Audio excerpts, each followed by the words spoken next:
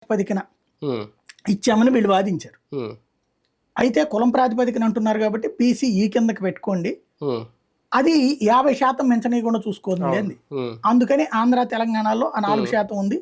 అట్లాగే కర్ణాటకలో కూడా దీన్ని ఇంట్రడ్యూస్ చేసుకొచ్చింది కాంగ్రెస్ పార్టీ. ఉమ్, ఇది వచ్చాక బీసీ సామాజిక వర్గంలో తిరుగుబాటు వచ్చింది. ఉమ్, ఎందుకంటే ఇప్పుడు ప్రతి ముస్లిము కూడా బీసీని ఇప్పుడు ఉమ్, పొలిటికల్ సీట్లకు వచ్చేటప్పటికి బీసీ ఏకిన్ని బీసీ బీకన్ని ఇట్లా ఉండదు, ఉండదు బీసీకను. అంతే. బీసీ ఏరియాలో ముస్లిం పోటీ చేస్తున్నాడు. ఇప్పుడు తెలుగు పార్టీలు కూడా వీళ్ళు ఏం చెప్తారు, మేము బీసీలకి ఇన్ని సీట్లు ఇచ్చామంట, అవును. అందులో ముస్లింస్ కూడా లెక్కేసేస్తారు. అంటే అక్కడ మైనారిటీ కోటాలో వస్తుందేమో మళ్ళీ అట్లా మైనార్టీ అనే కోట కాకుండా వీళ్ళు బీసీలో అంటే రెండిట్లో చూపెడుతున్నారు. చూపిస్తారు. మైనార్టీలకి ఇచ్చామని చెబుతున్నారు, బీసీలకి ఇచ్చామని కూడా అందులో ఈ కూడా కలిపేస్తున్నారు. ఉమ్, ఉమ్, దానివల్ల నష్టపోతుంది బీసీలు. ఉమ్, ఉమ్. కాబట్టి ఆ అంశం వేరు. అవును. అంటే మతపరమైన రిజర్వేషన్లు ఎత్తేస్తామంటే ముస్లిం రిజర్వేషన్ అన్నట్టుగా చూస్తారా, అక్కడ మైనార్టీ అని చూస్తారా? మైనార్టీలో క్రైస్తవులు కూడా రారా? లేదు, ఉట్టి ముస్లింలకే రిజర్వేషన్ అన్నమాట. ఇక్కడ ముస్లింలని వాళ్ళ కుల ప్రాతిపదికన తీసుకొచ్చి చేర్చారు.